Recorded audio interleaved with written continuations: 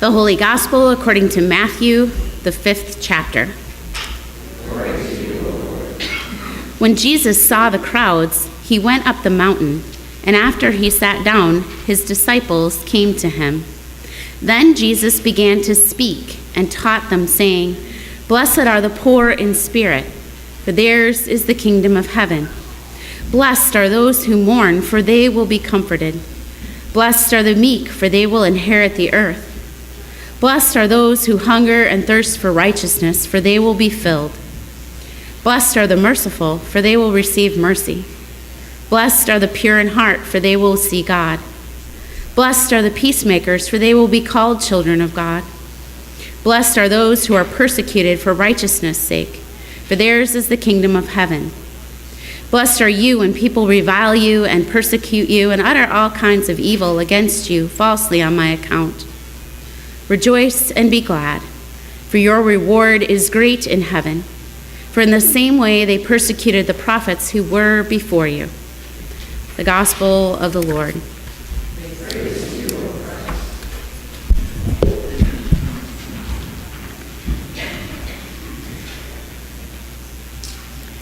The Lord bless you and keep you. The Lord's face shine on you and be gracious to you. The Lord look upon you with favor and grant you peace. It's how we end the worship service every week.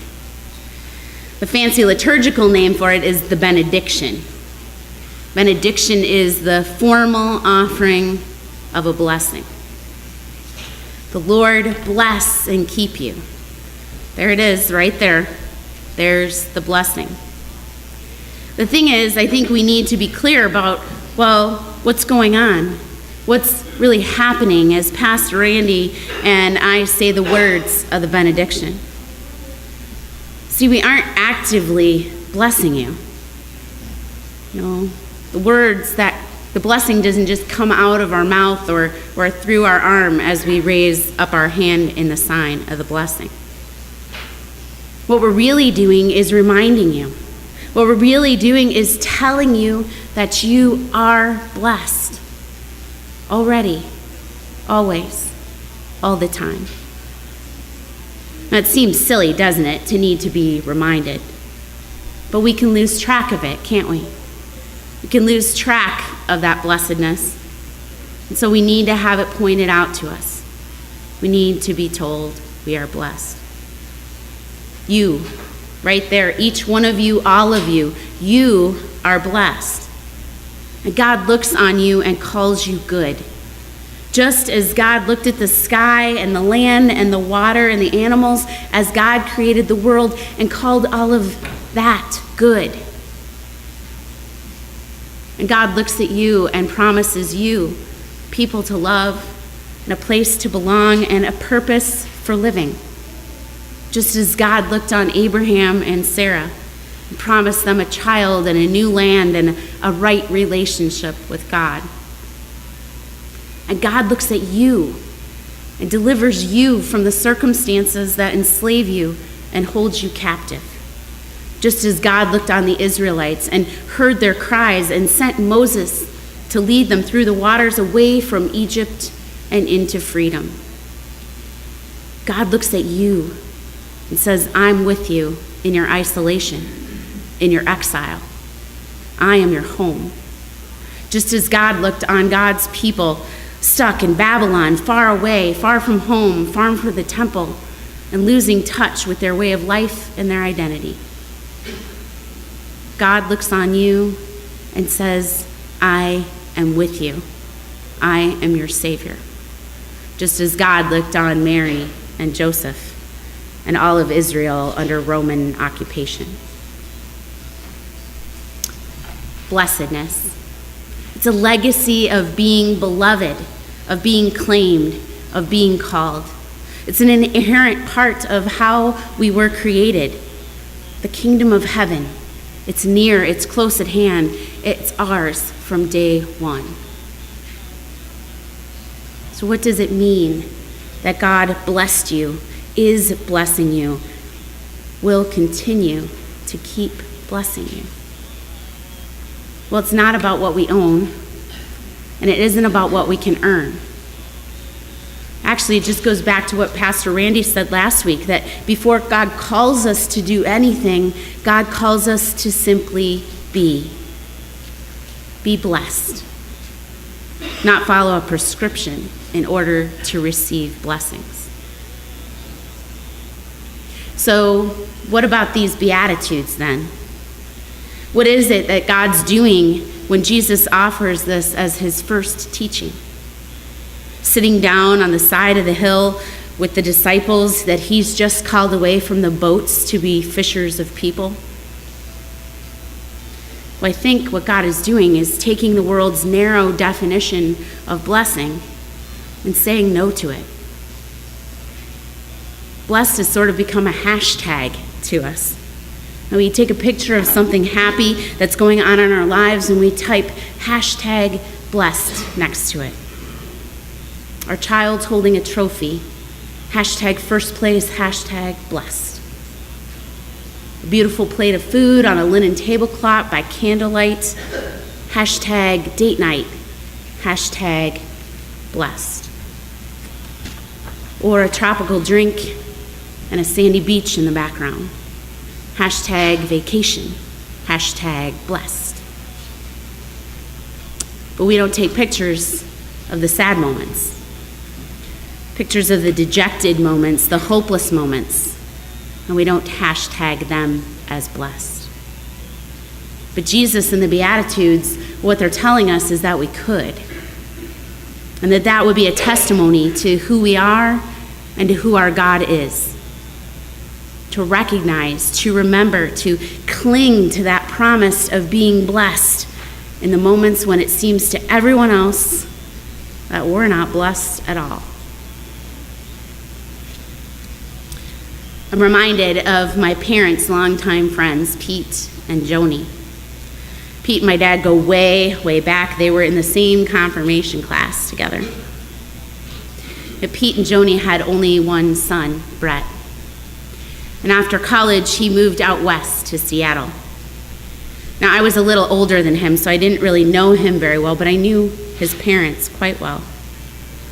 Still, I was heartbroken for them when they got the call from one of Brett's friends. He'd been found dead in his apartment. He committed suicide. What a horrible thing to face as a parent. How tragic, how heart-wrenching.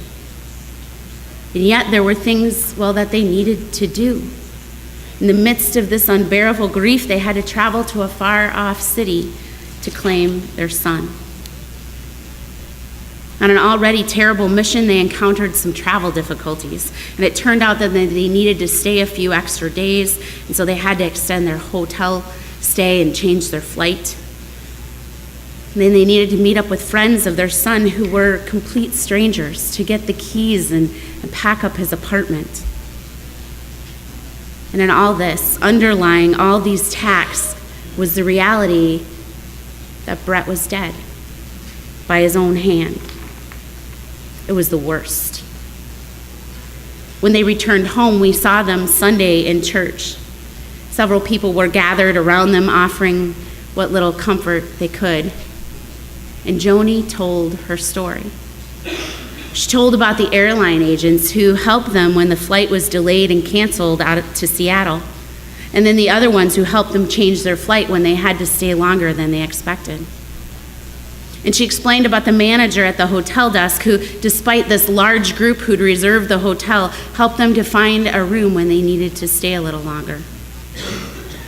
Joni told about the depth of kindness and the compassion that was shown to them by these friends of their son who they had never met, and how the stories these friends told about Brett and his life in Seattle helped them to learn more about their son who had grown so distant and sad. Here stood this woman who had come back from this awful experience, and she bore witness to God being with her and with Pete every step of the way. I mean, it was terrible, and nothing was going to make it better, but afterwards she said she still had a sense of being held, being carried along by God. So if I were to travel back in time to those years before social media, could I take a picture of Joni's tear-stained face and her red, sniffling nose and hashtag it blessed? Feels a little inappropriate, feels a little scandalous, but it's true. Blessed are those who mourn. Not blessed by the event of her son's death and the resulting encounters. No, not at all. But blessed before and during and after. Blessed in the middle of it and despite of it. Blessed because of the claim and the hold that God had on her life and on Brett's life. Blessed by a God who loved her child even more than she did, and a God who mourned alongside her as she trudged through that airport and turned the key in the lock of his apartment to pack up his things. Jesus gives the disciples and us this list of the Beatitudes, not to limit what it means to be blessed, but instead to tear it wide open, to turn it upside down. See, we could make a mistake. We could think of this list as a new set of commandments, a formula, a list of if you do this, then God will bless you. But that would defeat the purpose. God's legacy of blessing passes from Adam and Eve to Abraham and Sarah, and from Exodus to exile, and finally from the manger to the cross. The cross, where Jesus enters into the worst that the world has to offer, and then he stays in it. He doesn't go around it or just dip his toes in it or sidestep it, but he dives right in the deep end and he finds us there. Finds us when we're poor in spirit, when we mourn, when we hunger and thirst for righteousness.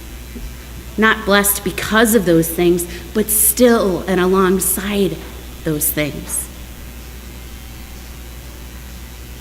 The blessing can't be stripped of us. It's ours, and we belong to Christ. We're citizens of the kingdom of heaven, children of God. And from that announcement of blessing, we can then take the jump. The jump that I think Jesus was aiming for all along when he taught this first to the disciples, to his fishers of people. Here's the jump. The limitlessness of God's blessing for us means that God's blessing has no limit for anyone else. It's like Jesus is saying to them, look behind you, disciples. Look down that hillside. See them all down there, the crowds who followed us? They're hungering and thirsting for righteousness. They are blessed. God claims them, all of them. We're seeing some really ugly things going on in the world right now. Heart-wrenching, worrisome things. Anger, division, retribution, discrimination. And it's painful to watch and to witness. We find ourselves caught somewhere between emotional exhaustion and feeling the call and the challenge to step right into the fray, right into the mess. So what are the Beatitudes offering us here and now, in this moment in history? This list of blessings, it's your resume. It isn't what you should do, it's what you can do. It's who you are.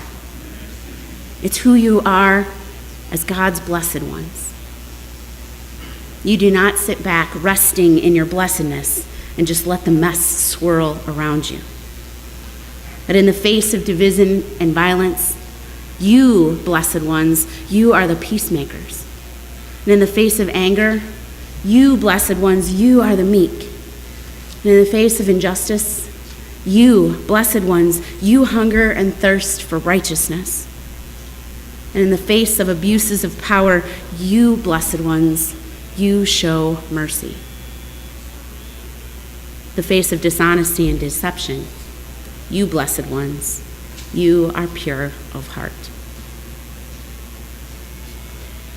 I don't know if you've followed any of the coverage of the Women's March movement, But part of that movement was for the women to share their reasons for marching.